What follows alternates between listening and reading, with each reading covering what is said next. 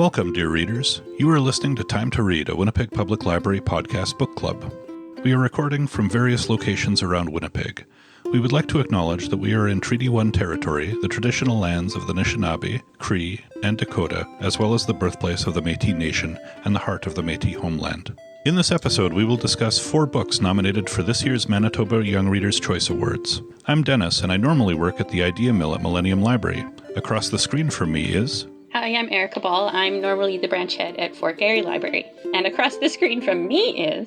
Hi, I'm Trevor Lockhart. I'm normally the branch head at the Louis Riel Library. And across the screen from me is... Hi, I'm Kirsten, and I'm the librarian at Harvey Smith Library. But today I am your physical but not social distancing librarian. Because I'm still social. That's my thing. I can't get used to this new vocabulary. A good book can carry me away from an average and ordinary day. Yeah. So keep it down, leave me alone. Close the doors and turn off the phone. 'Cause all I ever really need is a little more time to read. And you, dear readers, we couldn't do this without you. We love receiving your questions and comments because they add so much to our discussions. Let us know how you feel about the books we're reading by emailing us at wpl-podcast@winnipeg.ca or leaving a comment on our website, wpl-podcast.winnipeg.ca. Find out if your comments made it on air by subscribing to Time to Read on iTunes, Google Play, YouTube, and other fine podcasting services. This episode will be a little different from our usual for 2 reasons. Usually we record our episodes with all of us gathered together. However, we're in the midst of a viral pandemic. Medical experts and all levels of government are encouraging everyone to stay home as much as possible to minimize the spread of COVID-19. All branches of Winnipeg Public Library are currently closed, and we're working from home and talking to each other via video chat. Also, we usually focus on a single book, but this month we're discussing 4 books, all of which were nominated for this year's Manitoba Young Readers' Choice Awards. One of our colleagues, Colette, is chair of the MYRCA committee and pre-recorded a short spot to tell us more about it. Hi, I'm Colette Dufault, chair of the Manitoba Young Readers' Choice Awards, otherwise known as MYRCA. Our mission is to promote Canadian books to young readers at a time when they are transitioning to reading independently. Our goal is to create readers for life. With that in mind, MYRCA strives to connect young readers with books that are well-written, have lots of kid appeal, and reflect the diversity of our country. Every April, children in grades 4 to 9 are invited to vote for their favorite title. We have 2 categories, the Sundogs list for students in grades 4 to 6 and the Northern Lights list for students in grades 7 to 9. In early May, MYRCA announces the winner and we invite winning authors to an award ceremony in the fall. The only way to be invited to the ceremony is to vote. You can vote through your school library or by visiting any branch of the Winnipeg Public Library or McNally Robinson Booksellers during the voting period. You can find more information about voting on our website, www.myrca.ca. If you love prizes, MYRCA also regularly hosts book giveaways through contests on our Twitter and Instagram accounts. You can find us at MYRCA Award, that's MYRCAWARD. MYRCA is a not-for-profit registered charity and is run entirely by volunteers. We are eternally grateful to the publishers who support our awards by sending us all of the books that are eligible to be listed every year. We would also love to send a shout out to all the teachers and librarians who promote the list to students. You are doing an amazing job. Last but not least, thank you to Winnipeg Public Library for dedicating a Time to Read podcast to MYRCA. We hope you enjoy it. Thanks, Colette. For this episode, we each read a different book, and we're each going to do a mini book report on the title we read. But you don't have to take our word about the books we're discussing. Teacher Colleen Nielsen from Linden Meadow School helped record 4 of her students giving their take on these same titles, and we'll play those clips after our own reviews to give you a more complete picture. I'm first, yes. My book that I'm going to be doing my book report about is called Surviving the City, which I'm holding up so that my podcast team can take a look at, even though you can't see it, but it's a beautiful graphic novel. It's the debut graphic novel by Tasha Spillett. She is a Naheo Cree woman, and she is also Trinidadian. She is a land-based educator. She does community-led work at centers on land and about land and water defense and the protection of women and girls. She's working on her PhD in education through University of Saskatchewan. She lives here in Winnipeg. This book is also illustrated by Tasha Donovan, who is a member of the Métis Nation of British Columbia. She's a self-taught illustrator with a degree in anthropology. That's for Erica. Anthropology. Yay. She also, Tasha Donovan also illustrated the award-winning 2017 graphic novel, The Sockeye Mother, which you may be familiar with. So this book, this graphic novel, actually opens with a poem, a really beautiful, touching poem called Little Sister.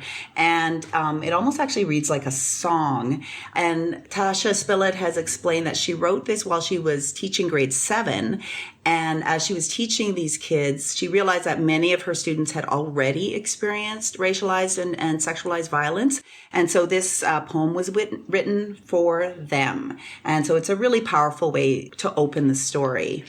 So the story centers around two best friends, so close that they feel like sisters. So Mikwon, who is Anishinaabe, and Des, who is Ininu. They are so close to each other that they actually get their moon time together, and they completed their berry fast together. And I had never actually heard about the berry fast, but this is a ceremony that marks a stage of life leading from youth into womanhood. And the girls fast from berries for a year, and then there's a feast at the end where they receive gifts from their community and they give gifts as well. So I'd never heard of the berry fast before. So Mikwon and Des are really closer than two girls really could be, so they're almost like sisters. But the story does take a turn when Des runs away and sort of disappears when it looks like she won't be able to live with her kukum or her grandmother anymore, and that she will have to go and live in a group home. And at one point in the book, her kukum has described or likened the group home to almost similar to residential schools of the past. So not a great place to go to, and she really doesn't want to go to a group home. But Mikwon is devastated when she can't find Des. And in her search for Des and with all her worry, then memories of her own missing mother surfaces. And so it's a story about these two best friends and Mikwon searching for Des and Des just trying to find some sort of peace and support. The city in the book, Surviving the City, is Winnipeg. So just like The Break that we read last month, it's kind of cool to read a book that's centered in Winnipeg. There are so many familiar locations. And what also really came through with this graphic novel too is there's a really strong sense of community. Both girls get a lot of support from their elder in the culture room at their school. Des finds help through Ganiganichik Community Center. Mikwon visits the Thunderbird House to help prepare for the March for the Missing and Murdered Indigenous Girls and Women. So that's kind of cool to see these buildings and to see these locations. There were some really cool details in the book as well. Like in the very first frame, there's a poster on the wall for A Girl Called Echo, which is the graphic novel that Katrina Vermette just wrote last year, I think, or a couple of years ago, about the Red River resistance. So that's kind of neat. There's also a poster in Mikwon's bedroom for Leonard Sumner's album Res Poetry. And Leonard Sumner is actually Tasha Spillett's partner. So that's kind of cool. And he's an amazing singer-songwriter. So we walk through Winnipeg with the girls. They go to Portage Place, which they see as being too creepy. They walk to the Forks, which they love going to the Forks. They love going to Adina Circle. But as they're going to the Forks, they walk by the Canadian Museum for Human Rights, and Mikwon says that she's actually never been in there because her dad said there's enough to learn about human rights violations all around us. So Tasha Spillett's put a little bit of a critique in there as well, which is also super interesting. I did read this book more than once. First, because, you want to just read the story, right? Do they find Des? What happened to Des? But then you read it for the art and to just look at a lot of the details. And it's, there's a really beautiful kind of color palette. The artwork depicts a lot of the emotion and feeling, especially with the character of Des, I found. But really what's super interesting about this book is there's this interesting and really impactful artistic tool that Natasha Donovan uses where she draws and depicts these protective spirits of those who have passed on. So those missing and murdered women who still walk with the girls, who protect them, who nurture them and care for them still as they're walking through Portage Place, as they're walking to Udina Circle. But then there's also these negative, almost alien looking figures that also exist. And these really represent the constant threats to these girls and women. So representing colonialism, representing the creepy men on the bus or in the park, but also the police and the taxi drivers who have been, of course, threats to many Indigenous folks in our city. And there's a really powerful frame right at the end, again, no words, that shows the Stolen Sisters March at the end of the book, where the protective, nurturing, caring spirits are actually overwhelming the threats. So there's actually sort of this kind of hopeful sense at the end, I found. So I would say this is an important book, an important story to share and to learn about. I was reading lots of folks who aren't from Canada had read this graphic novel and they had no idea about any of this. So it's a really important book to learn about this issue. Of course, Indigenous women and girls and Two-Spirit folks face a greater risk of experiencing racialized and gender-based violence, being murdered and going missing. And actually right at the end of the books, Tasha Spillett actually includes a lot of important stats and some further reading about this issue. So I highly recommend this book. It's a story about surviving the city, but also thriving in the city. So it was a great book. That's my personal endorsement, but like Dennis said, you don't have to take our word for it. Jackson also has a review about this book. Hi, I'm Jackson from Linden Meadows School, and I read Surviving the City by Tasha Spillett and illustrated by Natasha Donovan.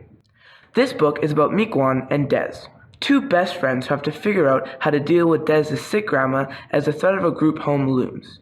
And then Des disappears, and Miigwech is left looking for her, which brings up memories of the painful loss of her mother.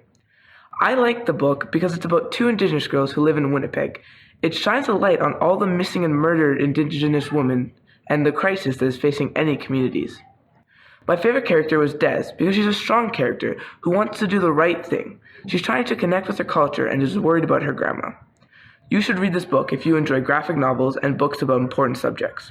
The art in this book is really well done. There's lots of symbols that help keep the book interesting. I enjoyed the art as much as I enjoyed the story. Thanks, Jackson. Hi, I'm Larry Verstraete, author of Coop the Great, a story about a dog told by the dog. You are listening to Time to Read, a Winnipeg Public Library podcast. So my book is Coop the Great by Larry Verstraete, who is a well-known name in the Winnipeg book scene. He lives in Winnipeg now. He's written 16 books for young people. I think this is the first one I've read of his, but I'm not sure. So it's about an old dog, a dachshund or wiener dog called Cooper, and his adventures after being adopted from a shelter by an old man named Mike. So old dog, old man. Mike and Coop have a lot in common, other than the fact that they are both old. They both care a lot about other people. They are both thoughtful and kind and very brave when they need to be. Mike's daughter, Jess, and her kids, Zach and Emma, are trying to start again after leaving her abusive husband, Rick. Thing is, Rick won't leave them alone. So when she finally decides to move them all to a new town, Mike offers to drive them there. What follows leads to an epic act by Coop to save them all, as great as any of the super dogs of history. I chose this book because I love dogs, especially funny ones with short legs. I also really like reading stories from the point of view of animals, to guess what life could be like for them, and especially see what animals think of us and the crazy things we do.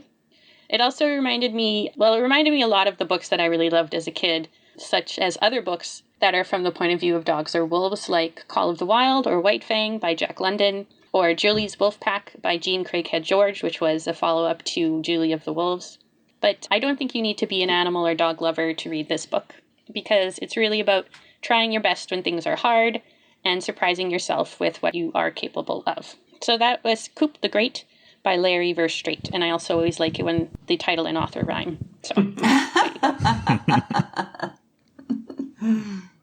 Hi, I'm Jessica from Linden Meadows, and I read Coop the Great by Larry Verstraete. This book is about a dog who had a bad past with his owners. He was left stranded by his previous owners, but his life changed when he met Mike. I liked the detail in how any chapter would end with a mini cliffhanger. I liked how naive Coop was.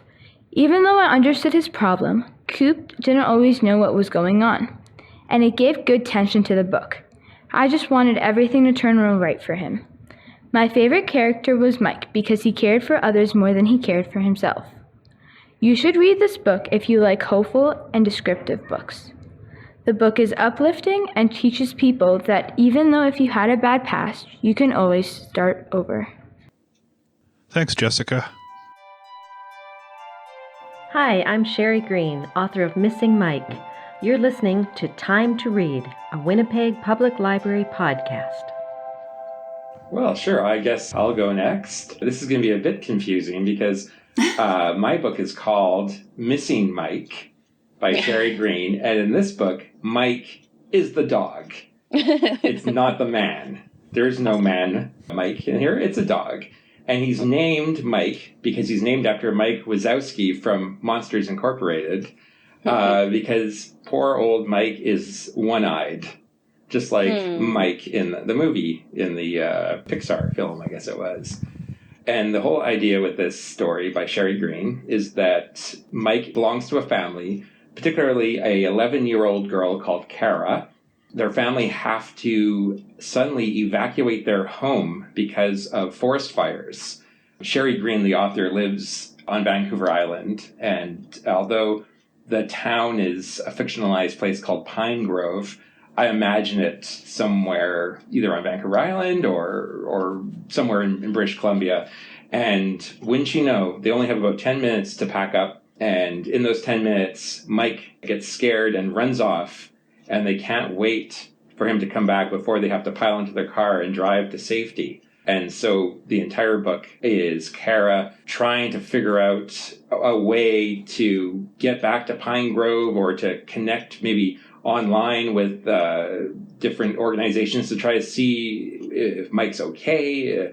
And that's sort of the gist of the book. And while she is doing all this, she has to reevaluate her definition of what home is, because she meets a lot of people along the way that offer her help and her family help. And one interesting thing I should mention about this book is the structure in which it was written. It was written in the style of something called a verse novel. And apparently Shari Green has written a couple other books in this format, which is really cool. I had no idea. If you looked at it, if you just opened the book at any random page, you would think you were looking at a book of poetry, because each line or each page or every couple of pages starts with a title, and then it's written like in verse. So I was like, oh, this is a book of poems. But no, but if you start at the very beginning on page 1 and read through, it reads like a story. But just like with poetry, how the words are extra carefully chosen and they're kind of used very sparingly, it creates this very interesting, almost like atmospheric kind of thing. So I don't know, I could just read the first page just so you get a sense of maybe what the first stanza of this book sounds like. So it just starts off called, and if we were pretending that this first one was a poem, this poem is called Too Close. It hasn't rained for 37 days. The air crackles in the heat. Gold grass crunches beneath my tires. As I whip along the forest trail climbing toward the viewpoint, Mike lopes beside my bike, barking at crickets or squirrels, or maybe for the sheer joy of it. Heather's been away almost 3 weeks visiting her relatives. She's due back in a day or two, but until then, it's just me and Mike. Even though I kind of miss hanging out with Heather, Mike and my bike make for a pretty great summer. And it goes from there, and it's very readable. And my daughter, Audrey, 10 years old, she and I would read a bit of this every night together. And because it's in poetry format, we could cover a lot of ground. And after the first night, we put it down, I put the bookmark in, and she kind of said, Dad, would it be okay if I just kept reading a little bit more? but I'll keep your bookmark in, and then you can maybe read tomorrow and then get caught up. And I just thought that was just really, really sweet. So I said, yeah, sure. So then she left her light on, and she really got into the story, wanted to read a few pages more, but then she didn't want to read too far ahead because she didn't know how far I could read the next day. And so then we finally got caught up the next night, and that's kind of how we read this book, where she would read it a little bit ahead, and it was great. So yeah, it was. I thoroughly enjoyed it. I would like to read maybe some other books by Shari Green. One that apparently got a lot of attention was called Macy McMillan and the Rainbow Goddess, which was also written in this verse novel style. So yeah, I would completely recommend this book, but you don't have to take my word for it. Hi, I'm Isabella from Linden Meadow School, and I read the book Missing Mike by Shari Green. This book is about a dog who goes missing during the forest fires in Alberta. The dog is named Mike, and his owner, Kara, is devastated when her family is evacuated and has to leave Mike behind. I like the mysterious hooks and the way caring people in the shelters helped look after Kara and her family. Even though there was lots of sadness, the kind people helped Kara to feel better. My favorite character was Mike, the dog, because he never gave up. Even though he had one eye, he kept fighting and looked for a bright side in all the scary moments. He always believed that his owner would come back for him. You should read this book if you like books in verse, like Ebb and Flow or suspense books. I also think Missing Mike has an emotional punch and shows how your life can change in seconds. Thanks, Isabel. Hi, this is Susin Nielsen, author of No Fixed Address, and you're listening to Time to Read, a Winnipeg Public Library podcast. Enjoy! Okay, so the book I was reading for this month was No Fixed Address by Susin Nielsen. So Susin Nielsen is a Canadian author. She's received a Governor General's Award and a Canadian Library Association Book of the Year for Children Award. She started her writing career with the Degrassi franchise, writing scripts for the TV show as well as for books in the series. She also played the janitor in Degrassi Junior High, which is kind of neat. And neat connection for us is her first independent novel was called Word Nerd. Yay! So this story is about Felix Knudsen, a 12-year-old living in Vancouver with his mom, Astrid. Felix is smart, funny, and very likable. Astrid is loving, but unreliable. She has a hard time holding on to work or a place to live and has lost a lot of friends due to some of her behaviors. When they lose their apartment during the summer, Astrid tells Felix they'll live in their borrowed, and borrowed is in quotes here, camper van for a month until they can get back on their feet. Kind of a camping adventure trip. But that month gets extended when Astrid can't maintain a job. Felix goes to school in the fall, hiding the truth about his living situation as best he can, even from his friends Dylan and Winnie. But this gets harder and harder to do as Felix and Astrid's situation keeps getting worse. And then Felix gets a chance to audition for the junior edition of his favorite trivia game show, Who, What, Where, When.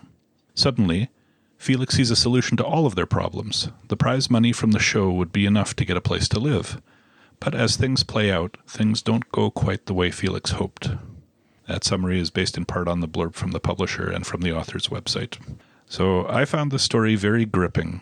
At every stage of the story, I felt fully involved with the characters, and I couldn't wait to find out what was going to happen next. It's full of warmth and humor, even when the story involves some difficult situations and topics. Our narrator Felix is very easy to like. He's smart and kind, and does his best in difficult situations. His friendship with Dylan and Winnie is a lot of fun to watch. I particularly enjoyed Winnie as a character. She's also smart and kind, but she's kind of socially awkward, and the way she and Felix connect over time is lovely. Felix's mom Astrid is a very complicated figure. She clearly loves Felix dearly and wants to take care of him, but she's struggling with trauma from her own childhood and with some undertreated mental health issues, and she's really in over her head. She makes a lot of poor choices, and Felix suffers because of them, but she doesn't seem to know another way to deal with things. Despite it all, Felix knows Astrid loves him, and he loves her. During parts of the story, I would feel really upset with Astrid, and then when you hear more of her backstory, you'd feel lots of love and concern for her instead. Susin Nielsen's writing is excellent. It's easy to read, so younger readers should have no problem following the story, but there are a lot of subtleties that older readers will pick up on that add even more depth to the story. A lot of important social issues are brought up through the story, including homelessness, poverty, mental health, and the way our society deals with all of them. I felt like things were handled in a realistic and kind way, so that the reader gets a chance to really sympathize with Felix and Astrid's struggles, and to get some insight as to how this type of thing could happen. But it's not so heavy-handed that it gets hard to read. I thought No Fixed Address was an excellent read, and I highly recommend it to anyone who enjoys a good, realistic story with interesting characters, especially if you're curious about the issue of homelessness. It's written for younger readers, but this middle-aged man really enjoyed it, so don't let the fact that it's aimed at younger readers dissuade you if you're older. But you don't have to take my word for it. Hi, I'm Josh from Linden Middle School, and I read No Fixed Address by Susin Nielsen. This book is about a boy named Felix who is between homes, which means he's living in a van his mom sort of stole from her ex-boyfriend. I like the ending because it had a few twists until all of Felix's problems got sorted out.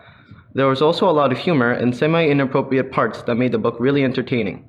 I've never read a book where the main character is in a situation like Felix, so it was eye-opening to think that a lot of people face similar situations if they are homeless. My favorite character was Felix because he tries to be as honest as he can, even when his mom makes questionable choices. The whole story made me sympathize with him. At certain points, I could really feel his pain. You should read this book if you like drama, realistic fiction stories, or humor. The story takes place in Vancouver, and all the scenes with the game show Who, What, Where, When are really entertaining. Thank you.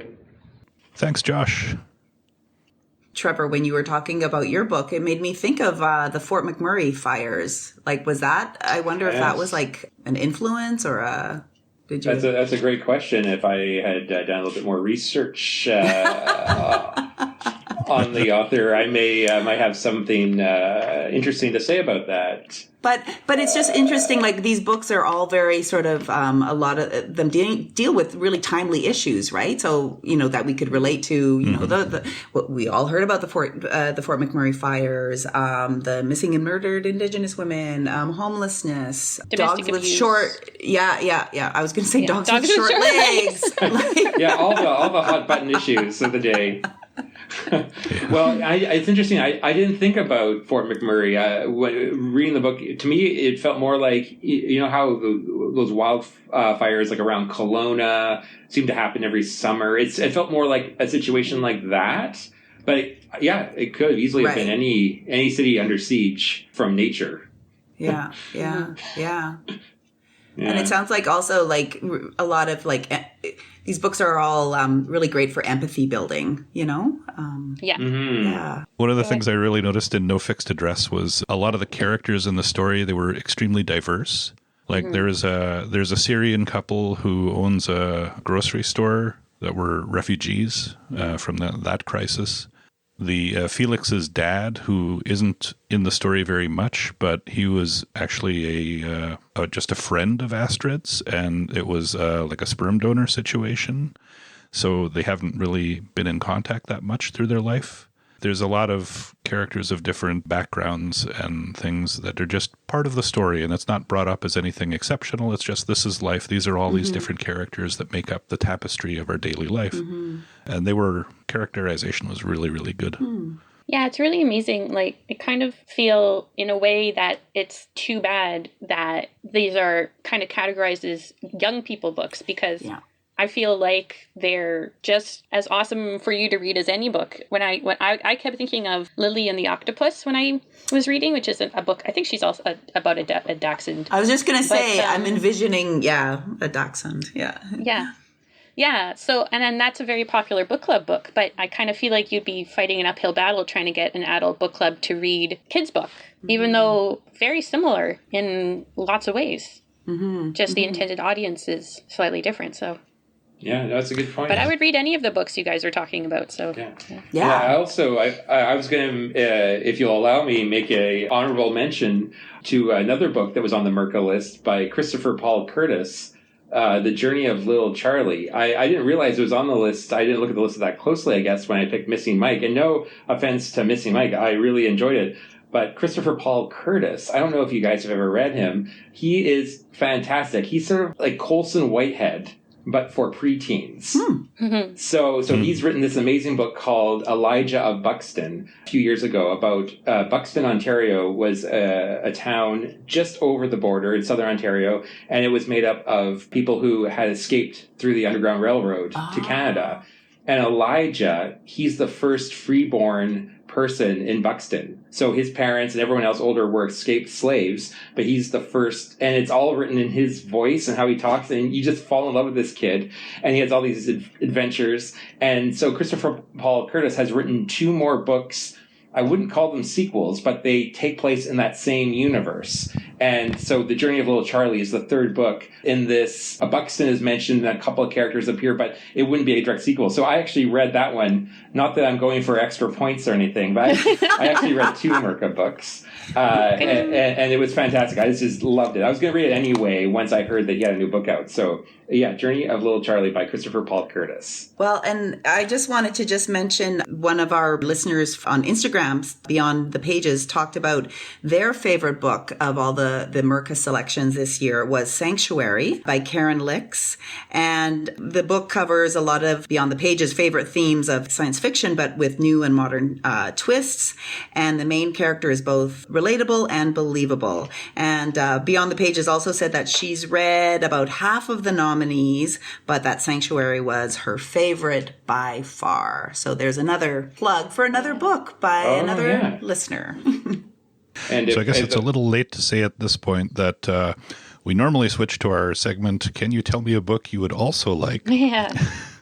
So we've got 2 down. Mm-hmm. Did anyone else want to recommend a book quickly? Well, I think that it's just safe to say, read anything from the MYRCA list. And if you need to, go to previous year's MYRCA list, because they're pre-chosen to be excellent Canadian kids' books with huge appeal. So go to the MYRCA list is what I say. And also, I'd say to our listeners, if you've read any of the MYRCA books for this year, either the 4 that we've covered in detail or any of the other ones, leave a comment on our Facebook group page or Instagram or our website about what you read and what you thought of it. Give us a mini review. We'd love to hear what your thoughts are on these MYRCA titles. Yeah, for sure. And speaking of MYRCA, if you want to check out the books on the list, you could visit the MYRCA website, which is myrca.ca, myrca.ca, and you can check out the list of nominated books there. The voting for this year's MYRCA Awards are actually on right now. They started them up a little while ago. So if you've read these books and you want to vote on your favorites, go to myrca.ca and vote. The voting time has been extended right now until schools reopen, and of course we don't know exactly when that will be. But if you've read some of these books, get your vote in early. It never hurts. Mm-hmm. And I just wanted to just mention, too, that, I mean, of course, the libraries are closed right now, so you maybe can't get your print copy. But if you go to Overdrive or Libby and you just search the kids and the teens collections, they have, we have all of the MYRCA, the 2020 MYRCA lists right there. And you can either get a book right away or put your name on hold for one of the books. So now it's time for everyone's favorite segment, Nerd Words for Word Nerds, the part of the show where our hosts boil down their most prevalent thoughts of the past month into one word. Who would like to go first? I'd like to go first because it segs nicely from that end of that discussion, which is that I keep forgetting that I can't get any book that I want from the library right now. And so I had come across this word, and I apologize that I cannot remember exactly where, but somewhere online, and it's abibliophobia. Uh-huh. And it supposedly means the intense fear of being without something to read, which I am fighting right now because I have books in my house, but I don't buy a lot of books because I work in a library, and I can get pretty much anything, within a week or so. So I checked it out, abibliophobia. It's a kind of a funny made-up word. It's not really a word, at least not yet. It's not in any of the dictionaries, but it seems to be a thing going around on the web. And I figure I don't think it'll ever be in the dictionary because bibliophobia is actually a word that means a dislike of books. So abibliophobia would be the opposite, which I guess would just be a love of books. So I don't know. But I did find, when I was looking for this stuff on Book Riot, I found another amazing word, which is allogotransphobia, which again, I don't know if it's a real word or I couldn't find it anywhere else except for people just talking about funny words. But allogotransphobia is apparently the fear of being without something to read on public transport. So I've also experienced that. So there's your words for today, abibliophobia or allogotransphobia. Love it. hopefully we all get our books back soon. Yeah. I don't know if I could go next, but my word is definitely a real word. And it and it actually was provided to me from my daughter Audrey, because this past week she has been home from school doing school from home, which has been very interesting and different. Her teacher, Mr. Joyner, has been putting out a video every morning from his kitchen, talking to the kids and giving them 2 or 3 tasks to do. And so, I mean, I think Audrey appreciates it. I know I really, really appreciate Mr. Joyner's emails. It gives my day meaning as well. And so I hope he continues them. But one of the things that we've been doing as a family is a lot of baking. So my nerd word is tablespoon. Now it's a word that, you know, we use all the time, but I don't know if we really know that much about the word tablespoon. In Canada and the UK, it means 15 milliliters. But in the United States, it's only 14.8 milliliters because it's half of a fluid ounce. But get this, in Australia, it's 20 milliliters. No explanation for that. Down under. So yeah, exactly. When you go down under, you get a little bit more, is what they say. And so it's good to know that if you're that's the same. If you are using a recipe book from Australia, you know, keep that in mind. A tablespoon is not always a tablespoon. And I just found this quotation. It's from Wikipedia, but I just love it. I'm just going to read it. The capacity of the utensil is defined neither by law nor custom, and may or may not significantly approximate the measurement. Which I think just means that nobody knows. Nobody knows what a tablespoon is. But sounds super deep. Yes, around 1700, this is a bit of history, the place setting became popular in Europe. Before that, people brought their own spoons wherever they went, just like they would carry their own wallet, they carry their own spoon. But then people got fancy and they had their own place setting. So there was the tablespoon, the table knife, the table fork, etc. And then later on, the teaspoon and the dessert spoon arrived. And then the tablespoon was reserved just for soup. And then the world went crazy, spoon crazy. I mean, there was the mustard spoon, the salt spoon, the soup spoon, the sugar spoon. And eventually the dessert spoon and the soup spoon became the main spoons that people would use to eat out of bowls. And so the tablespoon then was relegated to a serving spoon. So in some parts of the world, tablespoons are bigger spoons that are like serving. They're not used as part of a table setting for cutlery. So there you go. The tablespoon, and I'm not even going to get into like rounded tablespoons and level tablespoons when we're talking about measuring, because I'm already messed up. So tablespoon, thank you, Audrey. Our baking has actually been turning out okay, even though no one seems to know what a tablespoon is. That's amazing. That's fantastic. Who knew that it was so complicated? Yeah, I love that. I'll go next because I actually also am going to talk about food and cutlery. So it just makes sense, right? I'll go next. Wow, that's amazing. Yeah. So I was just away in Morocco, and there are so many like amazing fruits and fresh vegetables there. And I was able, for the very first time in my life, to eat a persimmon, a fresh persimmon. Mm-hmm. And I mentioned this to Trevor, and he's like, I've never heard of a persimmon. I really haven't. I can't wait to find out. So, and I had heard of a persimmon, like I had like, you read about it in books. I feel like it's sort of maybe even a sort of a sensual fruit. In some of the books that I have not been reading the same books. I have not read books that talk about sensual fruits. Anyway, but I had never actually eaten one before. So the persimmon is an edible fruit from the species of trees Diospyros, and the most countries in the world, they call the persimmon kaki because the tree is known as Diospyros kaki, which also means divine fruit, wheat of Zeus, or God's pear. But the word persimmon actually, and I think it's only North America that uses the word persimmon, comes from the 1600s from the Powhatan or Algonquin people's word pasimenon, which is fruit dried, from pasimeno, he dries fruit. So I just thought that was very interesting because it sort of comes from more of an indigenous word. And then it also shows up in, here's where the cutlery comes in. It also shows up in Ozark folklore because the severity of the upcoming winter is said to be predicted by slicing a persimmon seed and observing the cutlery-shaped formation within it. So if the shape inside looks like a fork, the winter will be mild. If you see a spoon, there will be lots of snow. And if there's a knife, winter will be bitingly cold, like cuts like a knife. And also in Korean folklore, the dried persimmon has a reputation for scaring away tigers. Persimmon. Huh. Mm-hmm.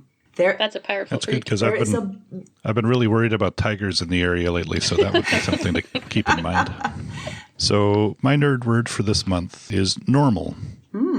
Merriam-Webster defines normal as conforming to a type, standard, or regular pattern. Lexico defines normal as the usual, average, or typical state or condition. These days, a lot of us have not really been able to conform to our typical, standard, or regular patterns, and our states and conditions have not been usual, average, or typical at all. I'm not the most social person in the world, but I do enjoy some regular, measured interactions with small groups of people, so social distancing is a little more challenging than I would have liked. Little things like not being able to consistently find toilet paper in the supermarket really throw off my sense of balance. Browsing through online forums, a commonly expressed wish is for things to be able to return back to normal. The thing about normal, though, is that what's normal depends a lot on who and where you are, and it can change over time and due to circumstance. The top definition for normal on Urban Dictionary, for instance, is a word made up by this corrupt society so they could single out and attack those who were different. Another popular definition from that site describes normal as an adjective used by boring people to make themselves feel better. In the normal state of affairs, people working certain types of jobs don't get a lot of respect. People checking groceries at supermarkets or stocking shelves, to use an obvious example, don't get paid much and can sometimes be the target of boorish behavior on the part of customers, amongst other things. Now, in this abnormal state where we're dealing with a global pandemic, these same people are utterly essential for everyone to be able to get food and other needed supplies.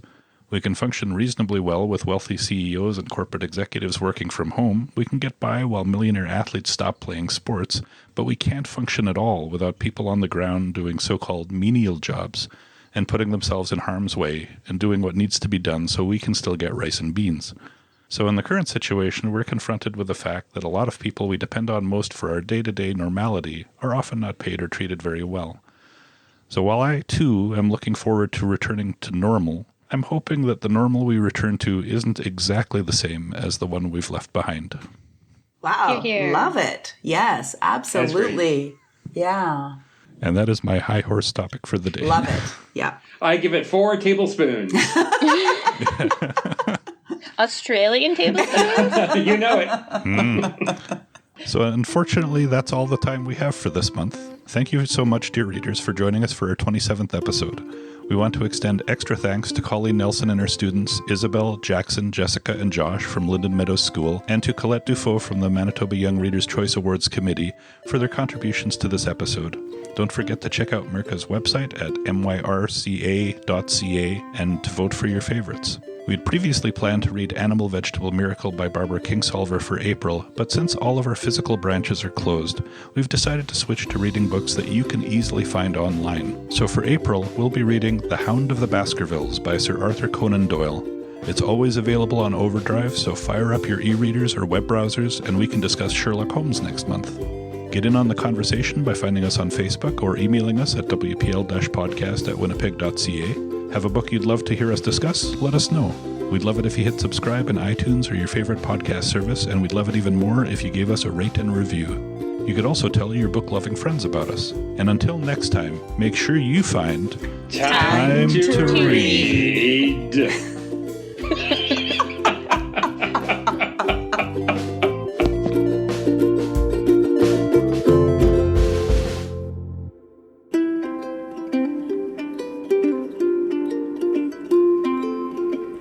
All I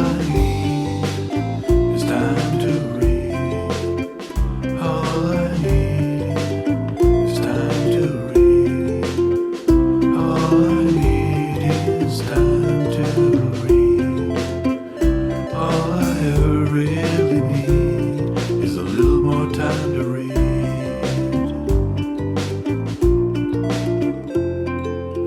this episode, we will discuss 4 books nominated for this year's Manitoba Young Readers' Choice Awards. I'm Dennis, and I normally work... I'm so sorry. You guys probably heard that, right? That's my phone. Is that a landline? Yes, it's a landline. I'm so sorry. Did you just hang He up picked on it up as he yelled and then he hung it up. I'm so sorry. Like, I don't want to be the one that screws us up. Okay. I didn't think about that. Oh, that's okay. It's going to probably ring again. We're going to have more than one of those. Maybe I shouldn't be sitting right under the phone. Maybe not. Maybe you could turn the ringer off. Maybe, yeah. Who has a landline anymore? There, the I have a landline. ringer's off. Oh, you know what? If you have kids, you should have a landline. Yeah. Oh, yeah. And One of the super things I good really... for... One of the things I really noticed... This is where Go that ahead. lag kicks in. Yeah. There is this beautiful butterfly just like on my windowsill right now. This is so exciting. That's great. It actually looks like very tiger-ish. Oh, We're need persimmon seeds. Isn't it way too early for butterflies? well, there's one right here. I should take a picture. Is it like orange? Yeah. Oh, Yeah. that's a good sign. I know. I think it's a very good sign. And it's just like sitting right there. It's lovely. Okay.